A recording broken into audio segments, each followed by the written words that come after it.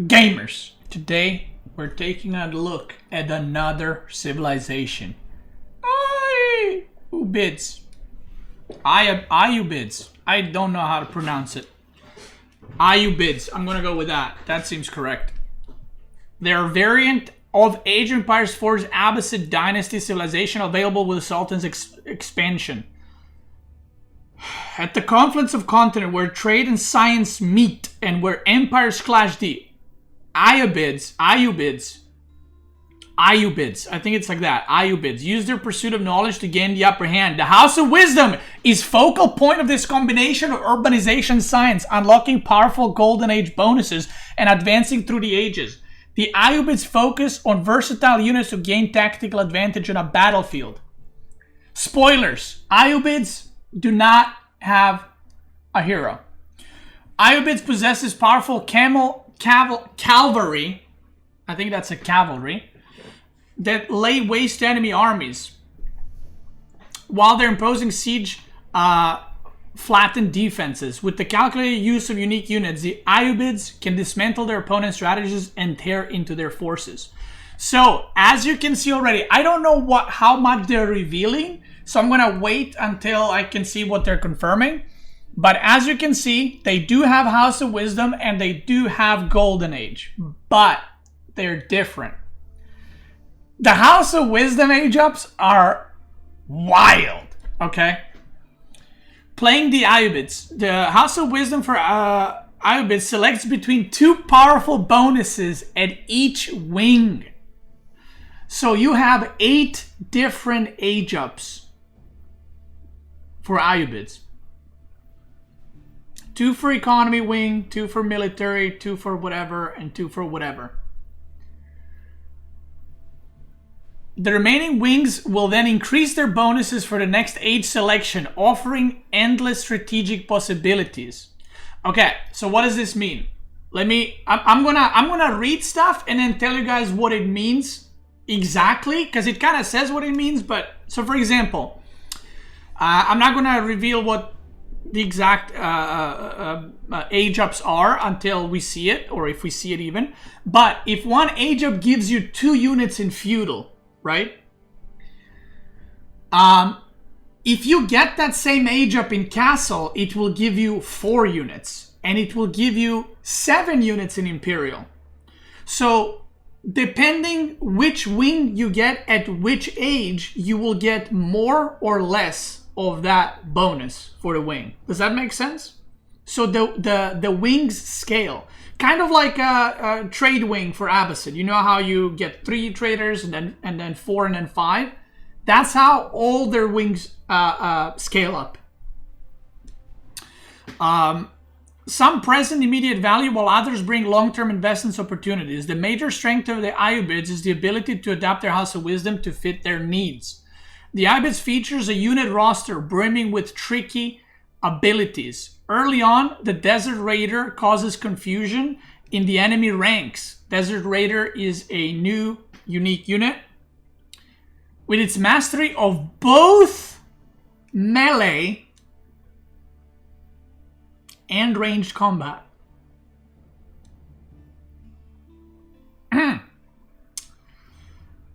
With the infantry support technology, their camels gain increased durability when supported by nearby infantry. Okay, they're saying a lot here. So I'm very happy about that. Give me one moment. So you know how Abbasid has camels increasing the armor on their infantry? Well, Ayyubids have they have the opposite. Their infantry increases or gives bonuses to the camels. So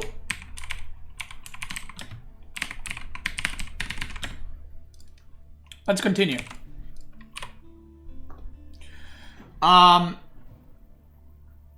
With their infantry support technology, their camels get increased durability when supported by nearby infantry. Later, their unique mangonel, oh, I forgot about this. The Manjanik, I don't know how to pronounce it, can switch to a fire projectile mode, dealing devastating damage to buildings and units in a large area. So we are getting first unique mangonels. I mean, nest of bees are not really mangonels, they're nest of bees.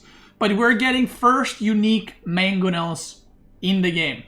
And these mangonels, again, like it says, it will switch between two modes. It will have the normal mode and a fire projectile mode used to destroy buildings and deal more AoE. Next, Ayyubids units at a glance. Desert Raider, wielding both sword and the bow. The Desert Raider is a versatile camel unit available at both archer range and stable. This is a very important one. They're available at 2 buildings, which is pretty cool. The Desert Raider is capable of quickly switching between ranged and melee combat stances, a powerful trick for mastering a dynamic battlefield. So, for example, the camels still debuff the cavalry. So if you're fighting knights, you can use Desert Raiders with swords, kill them, and then you can switch to bows and fight spearmen. Yep. Tower of the Sultan. So this is another new unique siege unit. The Tower of Sultan fires arrows while ramming down buildings, costing immense amounts of resources to produce. This lumbering siege weapon demolishes enemy cities and is extremely difficult to take down. So this thing is massive. Look at the House of Wisdom. You guys know our town center. You see how big town center is? Look at this thing. It's fucking massive. Camel Lancers. Now this is another unique unit. You guys can't see it, but you can kind of see it. Let me put it right here.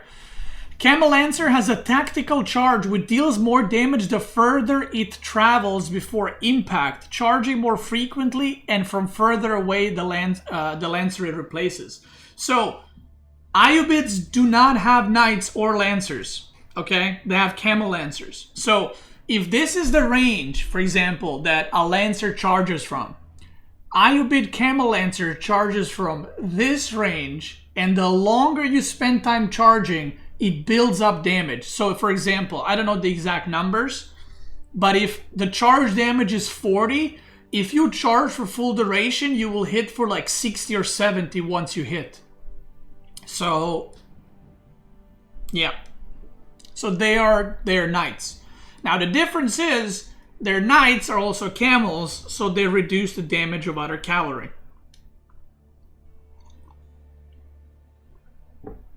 Okay, here we go. The House of Wisdom. This is the coolest part about them. Economy wing. Choose between growth and industry at the economic wing. Selecting growth will provide a group of villagers, while industry provides a shipment of wood.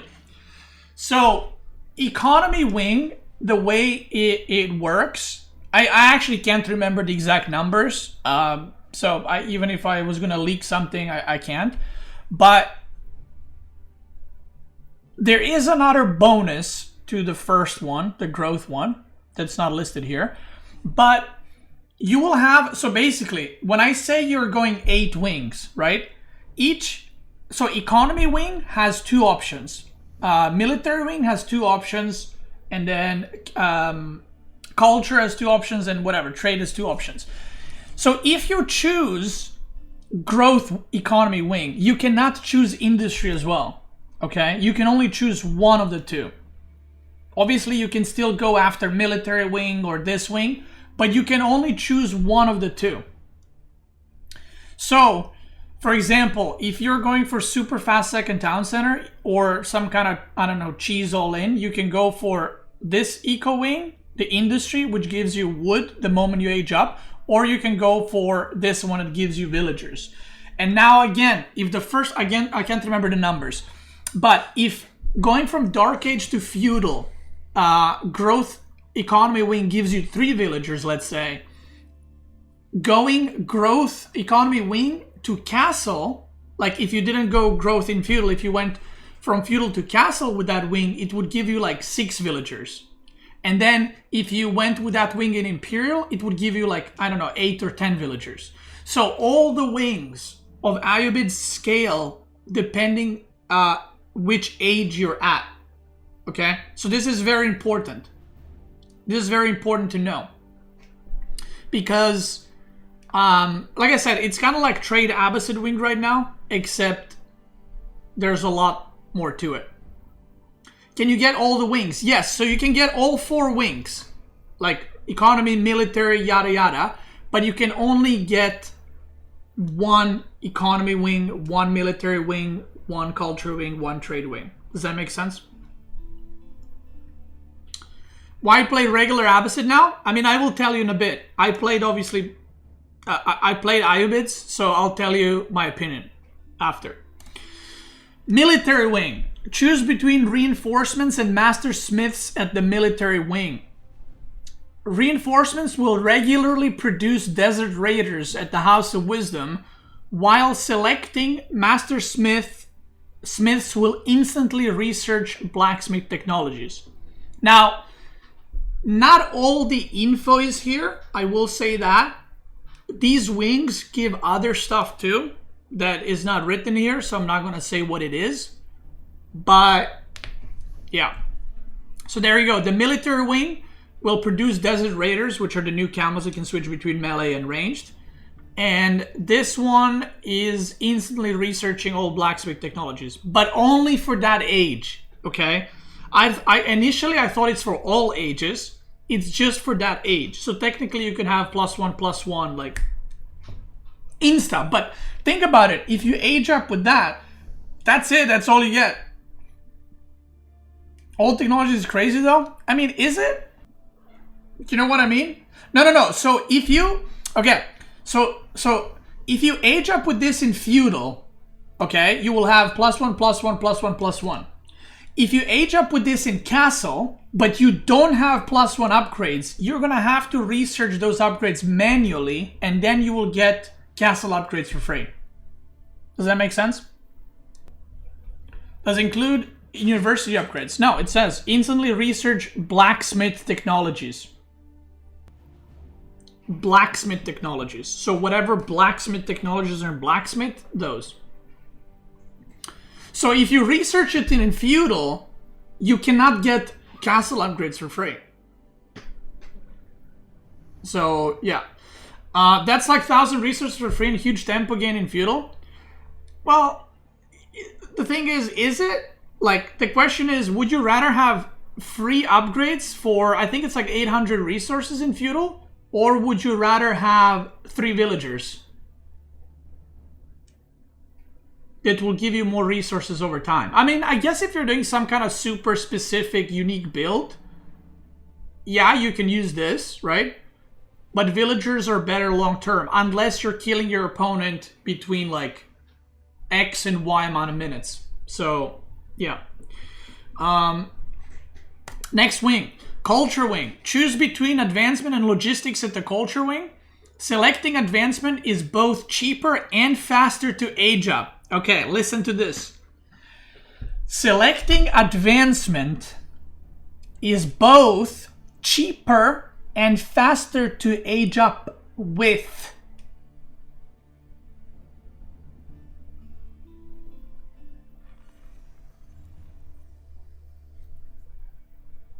Yeah. So the age up is cheaper and you age up faster. Whereas logistics will provide a group of dervishes at the House of Wisdom and empower their unique ability, Mass Heal.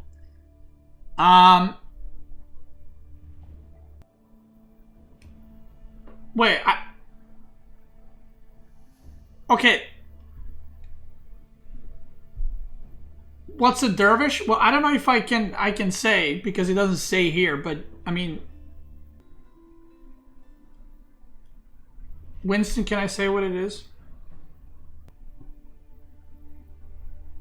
He says no. It's a surprise? Yeah, come on, dude. Wait, but you're saying I can say it, but I shouldn't say it, right? Is that what you're saying? Or is it like, I can't say it? Okay, well, let's just read what it says. Google dervishes. Let me see. Maybe it's a monk at TOS.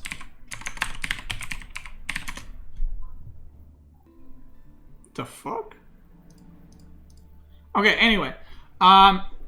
If you age up with Logistics Culture Wing, you will produce a group of dervishes at the House of Wisdom and empower their unique ability, Mass Heal. I mean, you can figure it out what it is, guys. It's obviously a unique unit to Ayyubids because it has a unique name, right? And that unit has a unique ability, Mass Heal. So there you go. Next. Trade Wing. Okay, Trade Wing is wild, okay? And when I say wild, I mean like wild. Wait, you can see it in the screenshot? Oh, you can! Okay, here we go. He says you can see it in the screenshot. Okay, right here. I wonder what this is, guys. In the Culture Wing, they're showing dervishes that empower... Yeah, right here. Listen, I'm blind.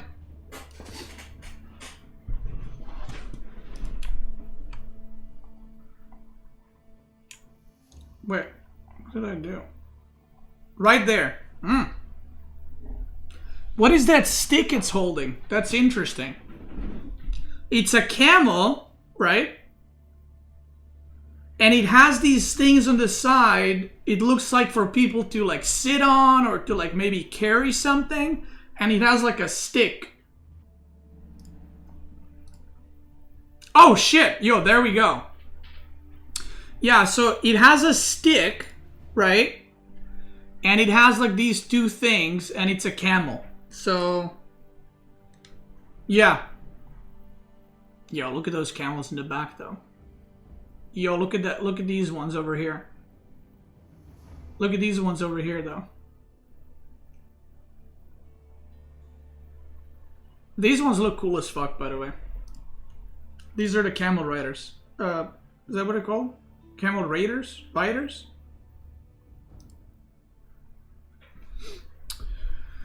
Alright. Next one. Guys, this one is wild. Okay, I warned you. Choose between Bazaar and Advisors at the Trade Wing. Selecting the Bazaar will unlock the ability to hire units and purchase resources from neutral merchants that arrive at the House of Wisdom. Choosing Advisors will produce a group of Atabeg advisors which can garrison in any military production building to improve the units trained there.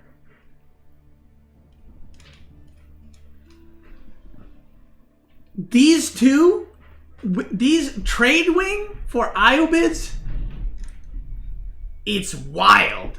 Okay, I don't know how else to put it, but it's wild.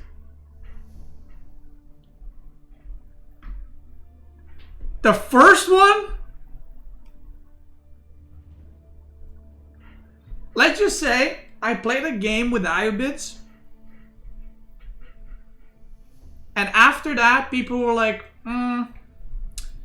yeah, maybe it should be nerfed. Which I'm pretty sure it's going to get balanced out. But I will say the first one is really fun to use. Yeah, the first one is really fun to use. And it's probably my favorite wing out of the 8. It's probably, not probably, it's my favorite wing out of the 8. And this is the thing, guys. It's gonna take, and obviously the second one, it just says improves military, military production building to improve the units trained there. It doesn't say what it is. I know what it is, but yeah, it doesn't have any info. And this is how the wing looks like. Now, one thing to note, what was I gonna say? So people are saying, is there more? No, there's not more. That's it. So people are saying, how is this different from Abbasid? I can tell you, it's completely different. Like, yes, it's a variation of Abbasid. So there are some similarities, like Golden Age, like House of Wisdom, but they play completely different. First of all, the wings, I would say, for Abbasid are very... Like, I think now we have a good understanding of Abbasid, and we've been seeing trade wing in feudal, trade wing in imperial, trade wing in castle. We've been seeing like people opening culture wing, military wing. So I feel like kind of people have figured out what to do when with Abbasid. But because Ayyubids have 8 different wings, and they scale up depending which age you're researching them at, it opens up for so many possibilities. Like, so many fucking possibilities. So, the funny thing is, so it's not like Abbasid where it's like if you go trade wing, you're supposed to trade. It's called trade wing, and yes, you're trading resources, but it's not like, oh, you need a market for it. So basically, you can go trade wing, and then you can still all in with 1 TC. You can go trade wing, and then you can go 2 town centers, right? If you go military wing to constantly produce the riders, I don't know what they're called, you can still go 2-3 TC and use them kind of like a military school, right? So this is what's interesting to me, is there's so many options and different variations you can use that it's gonna take... I don't even think it's gonna take a long time to figure out what's better. It's gonna take a long time for people to figure out what kind of style they like to play with, because I do believe that you can use any of these wings at any age. It just depends what kind of situation you're in and what you need at that time, right? For example, let's say you went military wing first and you're aging up in castle, right? And now you need to transition to farms. You're out of food. So what you can do is you can go eco wing that gives you a shipment of wood, and then you can transition to farms, right? Maybe that wasn't your plan, but that's something you can do. So I think there's a lot of options that are really cool. I think the wings are like completely different, obviously, and in a way they are less powerful than Abbasids, but at the same time more powerful. So I can't tell you why that is, because that's not written here, but I will say that, funnily enough, the Abbasid House of Wisdom has perhaps stronger bonuses. And you'll understand that why one day, kids. But, so now someone asked me, how's this different than Abbasid? Funnily enough, I think that Abbasid would beat Ayyubids. If you played Abbasid versus Ayyubids, I think Abbasid would actually win. Because Abbasid is a very good anti-cavalry civ, and Ayyubids, I mean, a lot of their units, unique units, are camels, which are cavalry. So it is supposed to be played cavalry-based, camel-based. Now, you don't have to, right? Just like if you play French, you don't have to make knights, but you are going to make knights. So Ayyubids, in my opinion, like based on what I played and what I saw, will be used to probably great effect against cavalry civs. I think Ayyubids will completely dent in French. Technically, you can look at it like Abbasid also is good against French, but not really, because French is the one keeping up tempo. I don't think it's going to be like that versus Ayyubids. I think the matchups that the civs are good against are different. I also think that Ayyubids will be pretty strong against civs like HRE, or any cavalry-based civ in feudal. I think they're going to have a pretty good time against them. But if they're playing against civs like English is a very, very, very infantry-focused civ, then you can't really play the style that you would play against French or Rus or, you know, whatever. You would have to switch to a little bit of a different play style, maybe more defensive, maybe try to get Camel Lancers and stuff like that.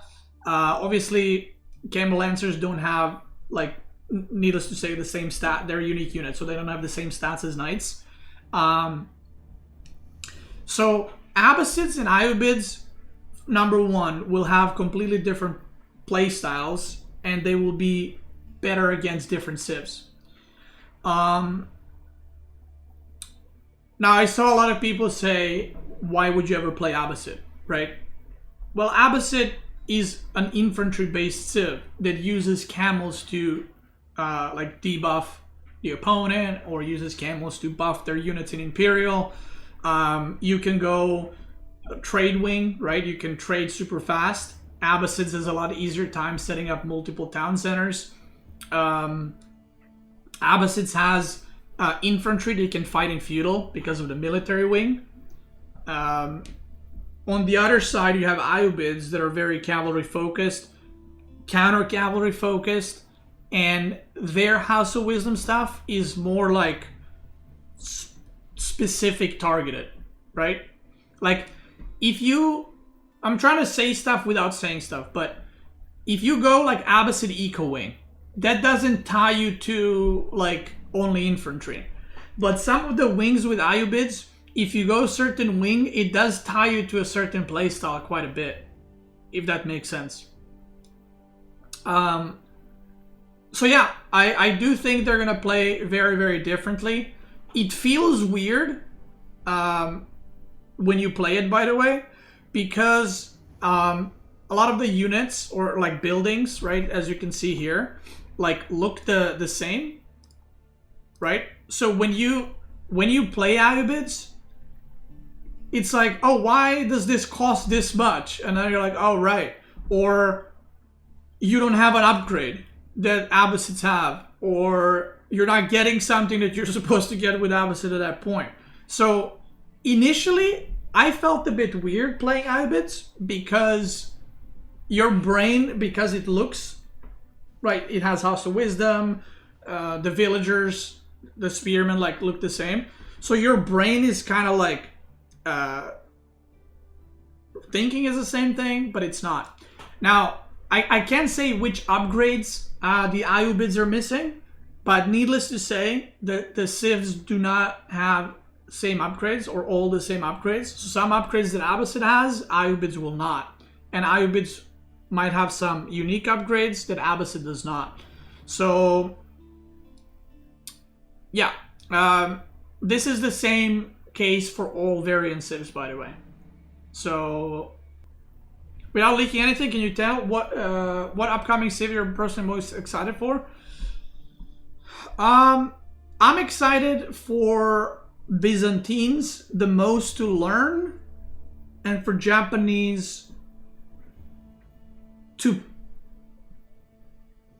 I'm excited for people to figure out Japanese. Let me put it that way. And Byzantines, you might need a PhD to play it.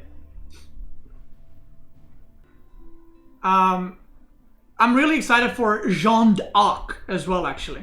Because I think it's a extremely, I mean, it's completely unique civ. Like, the reason why I'm not, like, saying Ayyubids, I can't wait to play Ayyubids, like, I can't wait to play every civ, but I'm not, like, the most excited about Ayyubids, because for me, Abbasid is, that's, like, Abbasid is a civ. Basis is not my most favorite civ. I mean, I also can't wait to play Order of the Dragon more. Order of the Dragon is a civ I played the most, by the way. Which is maybe I'm not that excited for now, because I played it the most by far. So I kind of got it out of my system, but yeah. Yeah. How do you know you're playing against if you're Joe?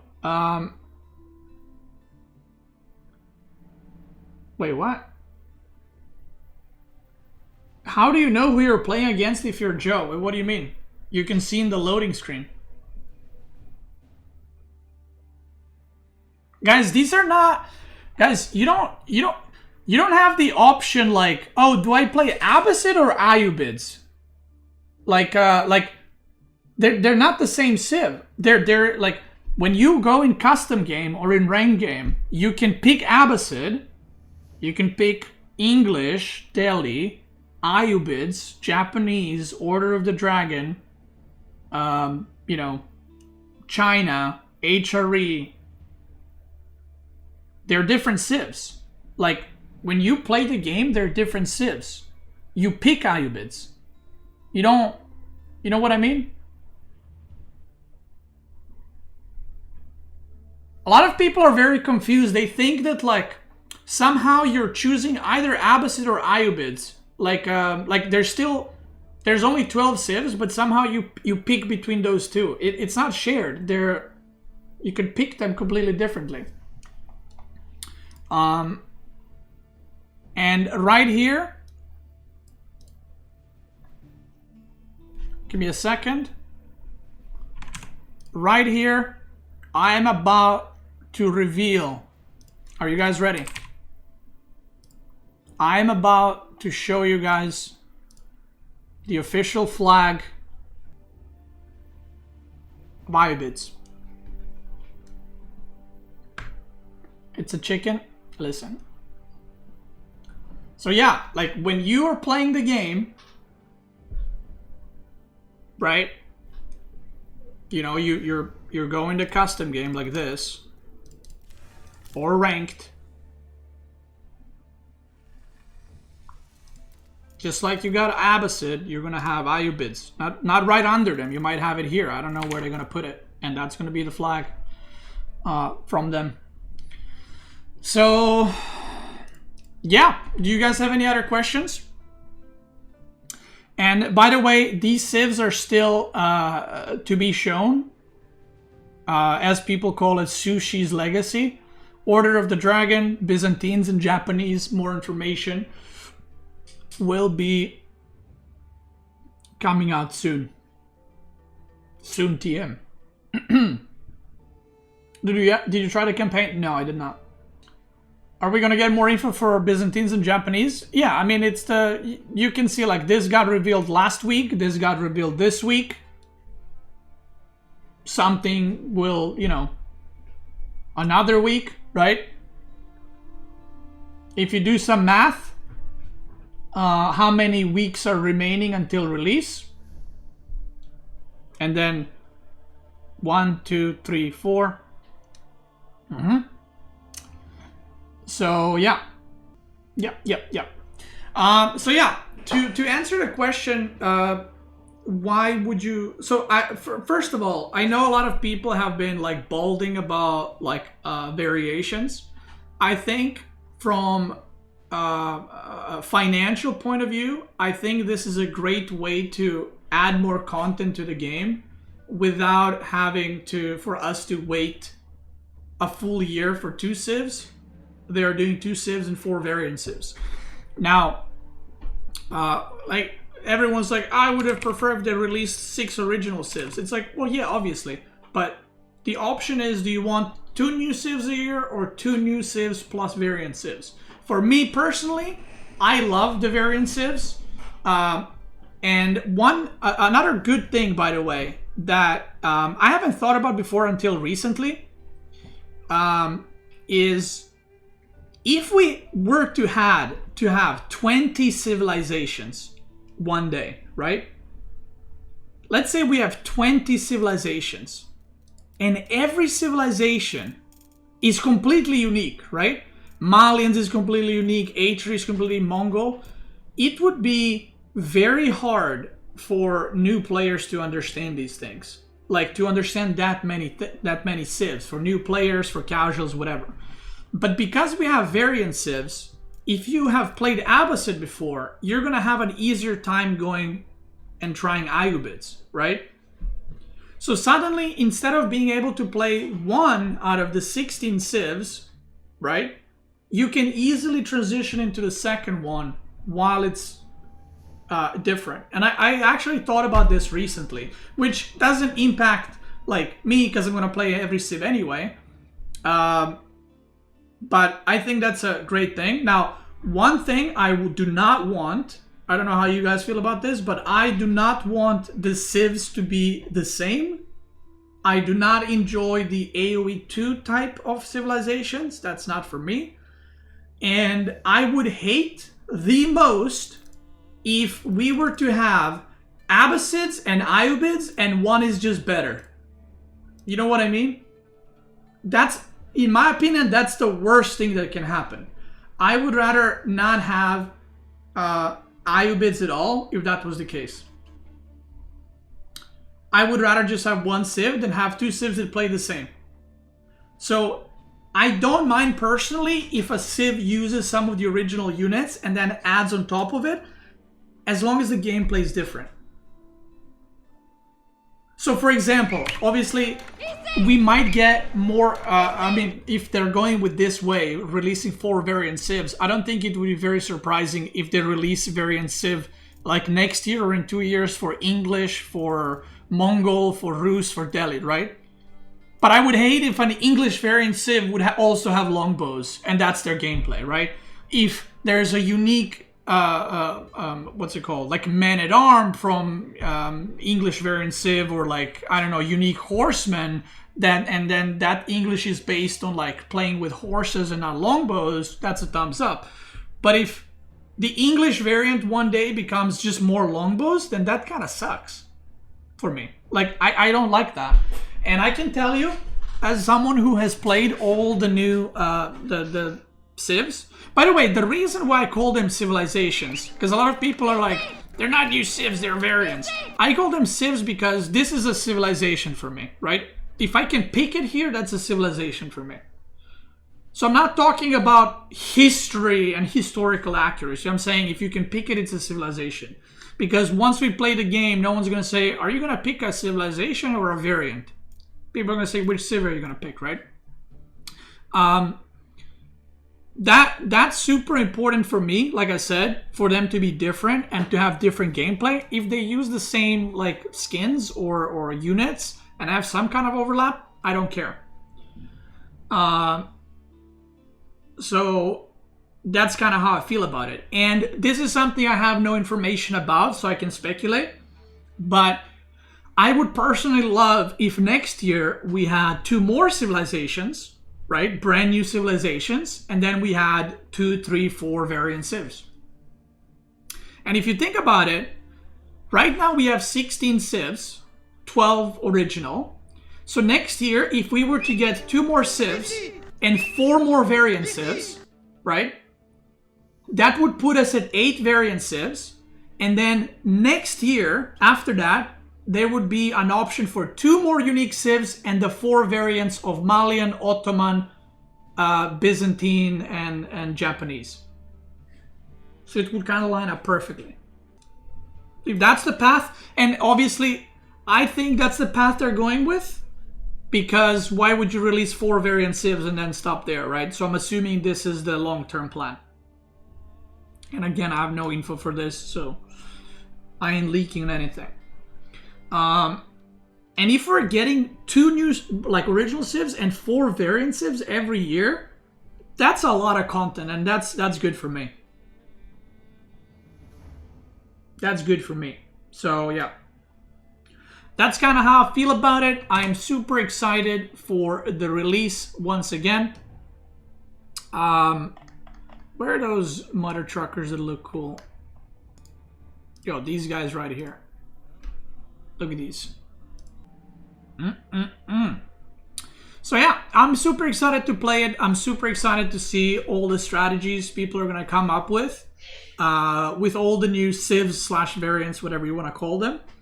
And just a friendly reminder, I will be doing a subathon on November 14th, which is the release date of the expansion, and I will probably be live streaming for a week or 2 or 3 non-stop. Stream will be live 24/7. There will be guides immediately for every civ, everything you need to know about every civ videos, and I'm going to be playing 24/7. Well, I'm going to be streaming 24/7. I am going to sleep. So, yeah. that's it. If you're watching on YouTube, I want to thank you so much for watching. I am sure I will be seeing you next week as well. And tomorrow for another video. Check me out on Twitch. I'm probably live right now. And Twitch gamers, let's keep going.